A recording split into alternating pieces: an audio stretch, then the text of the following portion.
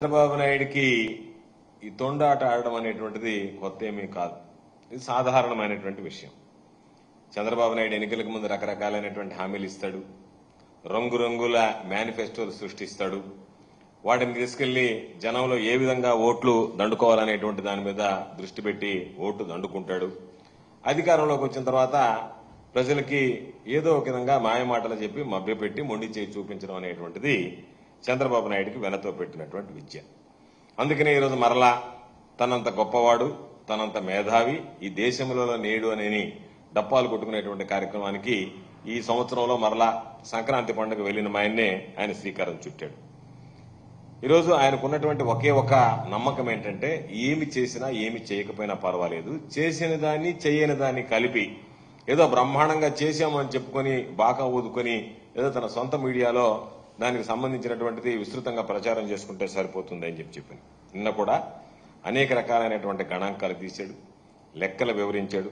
వాటన్నిటిని వక్రీకరించడం, తారుమారు చేయడం, ఉన్నది లేనట్టుగా లేనిది లేనట్టుగా కొన్ని నంబర్లను కత్తిరించడం, రకరకాలైనటువంటి విన్యాసాలు చేసి దానిలో కూడా ఒక పక్క వైఎస్ఆర్ కాంగ్రెస్ పార్టీ హయాంలో దారి తప్పినటువంటి ఆర్థిక వ్యవస్థని నేను గాడిలో పెడుతున్నాను అని చెప్పి పదే పదే చెప్పడం జరిగింది.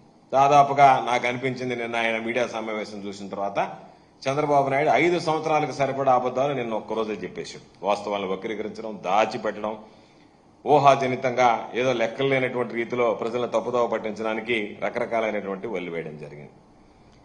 వాటికి సంబంధించి ప్రధానంగా ఏంటి అంటే, చంద్రబాబు నాయుడు గారు నిన్న 2024, 2025 ఆర్థిక సంవత్సరానికి సంబంధించి జీఎస్డీపీ వృద్ధికి సంబంధించి అడ్వాన్స్ ఎస్టిమేట్స్ గణాంకాలని చంద్రబాబు నాయుడు గారే స్వయంగా వివరించాడు. ఆయన దాంట్లో పూర్తిగా తన మార్కు తెలివితేటలు ఏమేమి ఉన్నాయో అన్ని ప్రయోగించాడు. జగన్మోహన్ రెడ్డి గారి హయాంలో కోవిడ్ సంక్షోభాన్ని గురించి కానీ, రాష్ట్రంలో జరిగినటువంటి వృద్ధి రేటు కానీ, ఈ వృద్ధి రేటు దేశ వృద్ధి రేటులో ఏ విధంగా భాగస్వామ్యమైందనేటువంటి విధానాన్ని చెప్పడంలో కానీ ఆయనకి మనసు రాలేదా, లేకపోతే ఉద్దేశపూర్వకంగానే దానిని నేను బాగా చేశాను జగన్మోహన్ రెడ్డి గారి కన్నా అని అనిపించుకోవాలి, నాకన్నా జగన్మోహన్ రెడ్డి గారు బాగా చేశాడని ఉంది కాబట్టి దానిని ఏదో ఒక విధంగా మాయమాటలతో మభ్యపెట్టి దానికి మసిపూసి మారేడికాయ చేసి ప్రజలను మోసం చేయాలి దీంట్లో కూడా అని చెప్పి నిన్న దాకా మాటల గారెడిలో ఉన్నటువంటి చంద్రబాబు అంకెల గారెడికి కూడా నిన్న శ్రీకారం చుట్టడం జరిగింది. వాటన్నిటినీ కూడా చంద్రబాబు నాయుడు గారు ఏం చెప్పాడు, వాస్తవాలు ఏమిటనేటువంటిది ప్రజలకు తెలియజెప్పాల్సినటువంటి అవసరం ఉంది. కాబట్టి సాధారణంగా రివైజ్డ్ ఎస్టిమేట్స్, బడ్జెట్ ఎస్టిమేట్స్ కావచ్చు, లేదా రకరకాలైనటువంటి అంచనాలు కావచ్చు, వాటిని రివైజ్డ్ అంచనాలు ఇవ్వడం అనేటువంటిది ఆనవాయితీ, కేంద్ర ప్రభుత్వాలు కానీ రాష్ట్ర ప్రభుత్వాలు కానీ.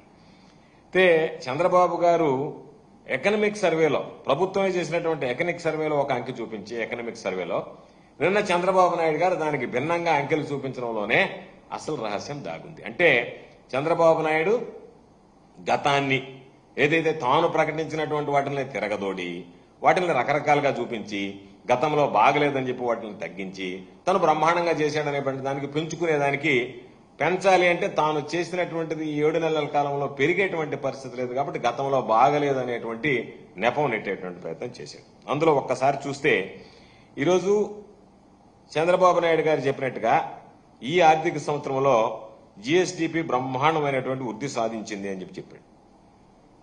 జీఎస్డీపీ పెరిగింది అంటే చిన్న పిల్లవాడిని అడిగినా చెప్తాడు, రాష్ట్ర ప్రభుత్వ ఆదాయాలు వృద్ధి కనిపించాలి, రాష్ట్ర ప్రభుత్వ ఆదాయాల్లో పెరుగుదల ఉండాలి.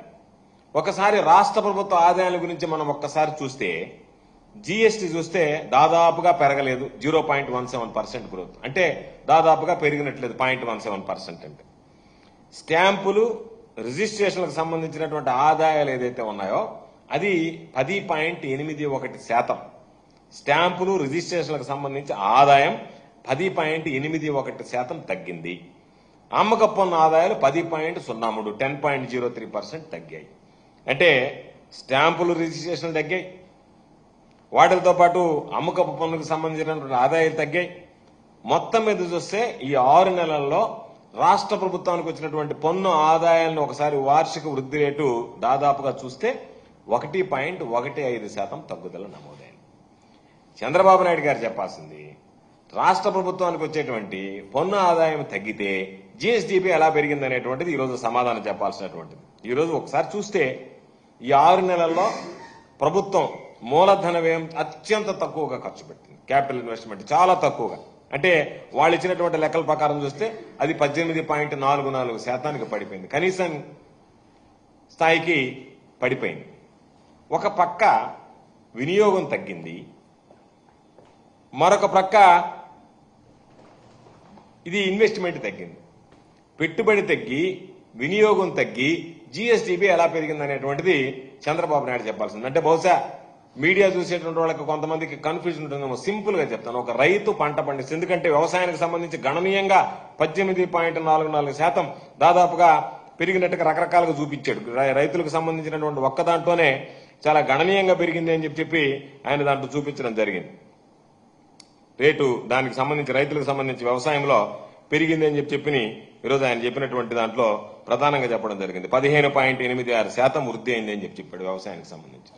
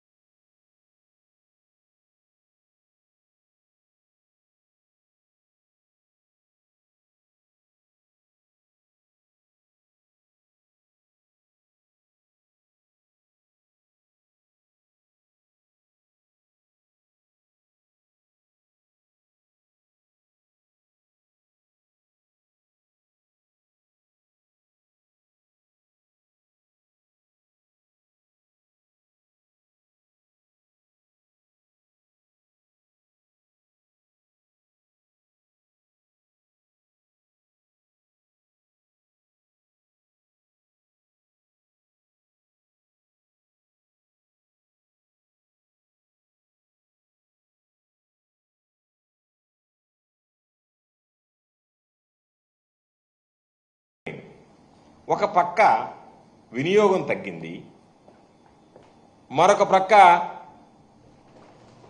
ఇది ఇన్వెస్ట్మెంట్ తగ్గింది. పెట్టుబడి తగ్గి వినియోగం తగ్గి జీఎస్టీపీ ఎలా పెరిగింది అనేటువంటిది చంద్రబాబు నాయుడు చెప్పాల్సింది. అంటే బహుశా మీడియా చూసేటువంటి వాళ్ళకి కొంతమందికి కన్ఫ్యూజన్ ఉంటుందేమో. సింపుల్ గా చెప్తాను, ఒక రైతు పంట పండిస్తుంది, ఎందుకంటే వ్యవసాయానికి సంబంధించి గణనీయంగా 18.44% దాదాపుగా పెరిగినట్టుగా రకరకాలుగా చూపించాడు. రైతులకు సంబంధించినటువంటి ఒక్క దాంట్లోనే చాలా గణనీయంగా పెరిగింది అని చెప్పి ఆయన దాంట్లో చూపించడం జరిగింది.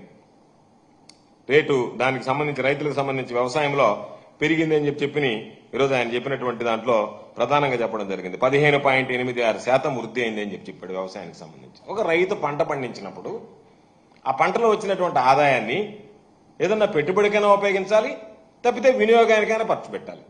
ఇటు వినియోగం తగ్గిపోయి పెట్టుబడి తగ్గిపోతే దాని ఉద్దేశం ఏంటంటే ఆదాయం రాలేదని అర్థం. ఆదాయం రాలేదన్నప్పుడు నీకు జీఎస్టీపీ ఏ విధంగా పెరిగిందనేటువంటి దానికి సమాధానం చెప్పకుంటే ఏదో ఒకటి నేను మాట్లాడేస్తే సరిపోతుంది, ఎవరూ పట్టించుకునేటువంటి వాళ్ళు లేరు కాబట్టి నేనేదో ఒక కర్ర ఒకటి తీసుకొని దాని మీద అంకెలేదో చూపించేసి దాన్ని నేను చెప్పేసి మీకు బ్రహ్మాండంగా జరిగిందని చెప్పి ఒక తప్పుడు ప్రచారం, అంటే లేనిది ఉన్నట్టుగా ఉన్నది లేనట్టుగా గతంలో జరిగినటువంటి అభివృద్ధిని దాచిపెట్టి గతంలో జరిగినటువంటి గ్రోత్ రేటుని తగ్గించి ఈ రోజు లేని రేటుని గ్రోత్ రేటుని సృష్టించేటువంటి ఒక దుర్మార్గమైనటువంటి ప్రయత్నం చేయడం జరిగింది. అందుకనే ఈరోజు మొత్తం ఎక్కడ కూడా వాస్తవాలను దాచి అరచేతిలో స్వర్గాన్ని చూపించాడు. కాబట్టి ఇదంతా ఎట్లా ఉంది అంటే పిల్లవాడికి సంబంధించినటువంటి ప్రశ్న పత్రం తీస్తే ప్రతి ఆన్సర్ తప్పు కొడుతున్నాడు, ఇది తప్పు తప్పు తప్పు అని. కానీ పిల్లవాడు డిస్టింక్షన్ లో పాస్ అయ్యాడు అంటున్నాడు. అదేవిధంగా చంద్రబాబు నాయుడు గారు ఆదాయ వనరులన్నీ తగ్గాయి, ఆదాయ వనరులన్నీ తగ్గిన తర్వాత జీఎస్టీపీ మాత్రం వృద్ధి సాధించింది అని చెప్పి. కాబట్టి అది ప్రధానంగా ఈరోజు ప్రజలందరూ కూడా గ్రహించాల్సినటువంటి అంశం. ఈరోజు ఒక్కసారి చూస్తే ఆయన చెప్పాడు 15% వృద్ధి రేటు ఏడాదికి సాధించాలని చెప్పి.